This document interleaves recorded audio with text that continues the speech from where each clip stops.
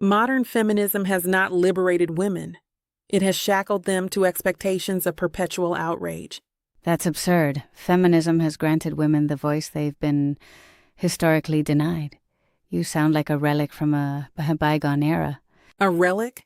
Is fighting for the right to be offended really progress? Feminism today often seems to thrive on victimhood. Victimhood? How else do you explain centuries of systemic oppression?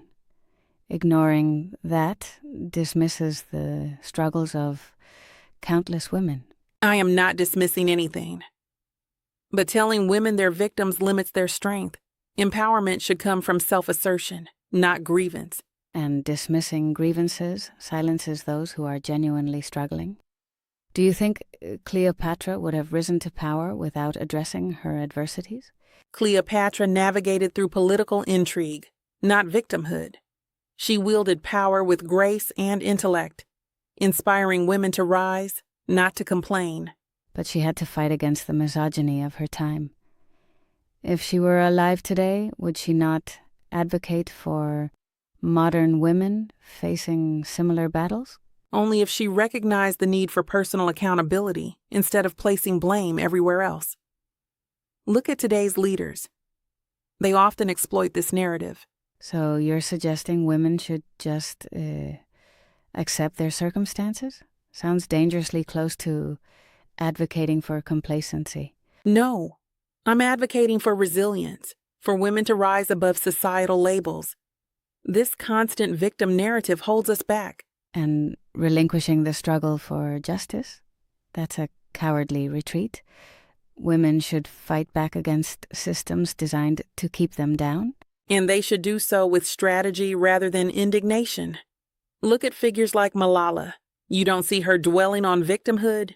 Malala embodies both the struggle and resilience. She speaks from a place of experience, showing the world that pain can fuel empowerment. But can't that same pain become an excuse? Many today seem to use it as a shield instead of a sword. Using your pain as a shield allows you to defend your identity. You can't just wish away the historical context that created this discourse. Historical context doesn't excuse everything. You can celebrate progress without demonizing those who don't fit the mold of feminist expectations. But isn't it the very mold you're critiquing that is meant to be broken? Isn't that the purpose of feminism? Breaking molds is one thing. Tearing down the entire structure is reckless. Look at cancel culture. Is that truly empowering? Cancel culture is a byproduct of this fight, not its essence. It's messy, yes, just like any revolution, but it pushes conversations forward. Conversations, sure, but at what cost? Careers destroyed, reputations ruined, all in the name of progress. What happens when you go too far? Sometimes you need to break a few eggs to make an omelet. Perhaps that's the price for a more equitable society. But what about due process? What about the individuals? Are we sacrificing justice for the sake of a movement? The progress has never come without sacrifice. Look at suffragettes. Did they not face imprisonment for daring to demand their rights? They did, and their fight was noble. But today's tactics often feel disjointed from that history. Are we in a new age, or merely repeating old mistakes? I think elements of both exist. There's power in modern feminist movements, even if some tactics are contentious. Evolution requires adaptation. True, but there's a fine line between evolution and chaos.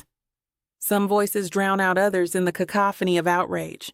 But silencing those voices doesn't help. It's essential to hear every story, however uncomfortable. That's how we learn. Learning is important, but so is critical thinking. The majority shouldn't dictate the narrative just because they're loudest. Yet historically, the loudest were often dismissed. If we didn't raise our voices, we would still be fighting for basic rights.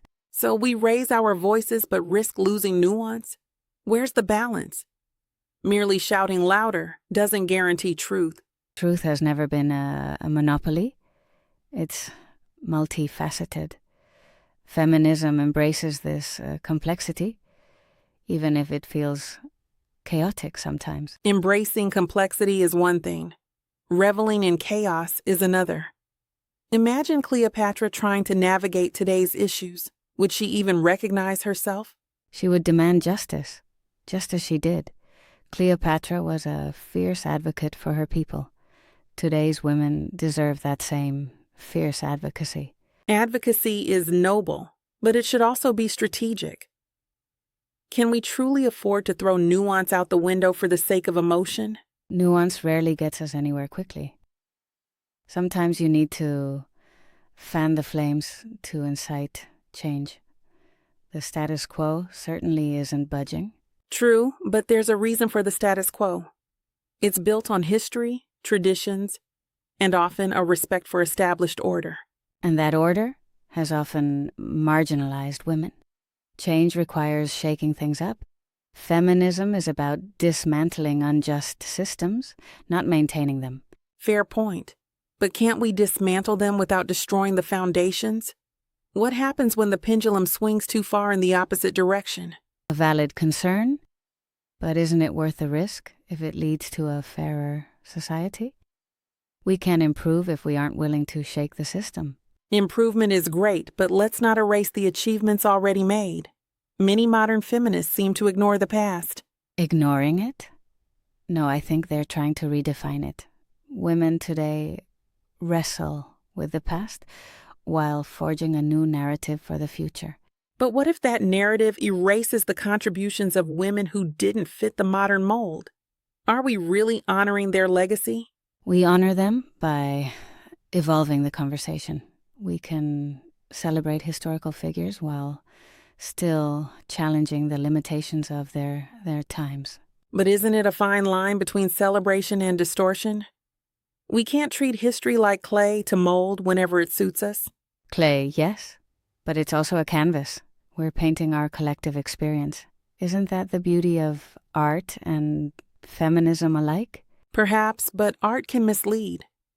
Just because something is a collective experience doesn't make it universally true. Then let's question what we deem truth. Perhaps the ultimate truth is that we all have unique experiences to share. I can agree with that.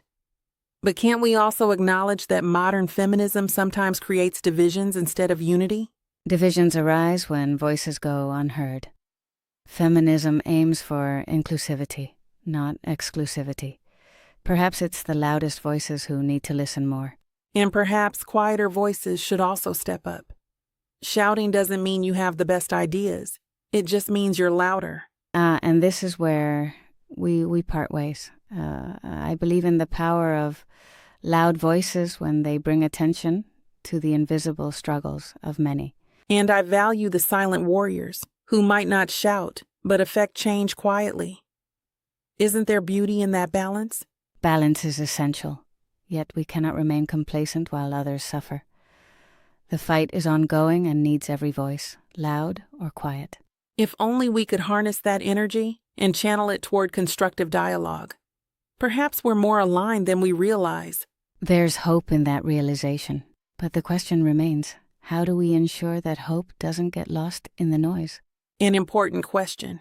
So to our listeners, is modern feminism a force for unity or division? Comment below and let's spark the conversation.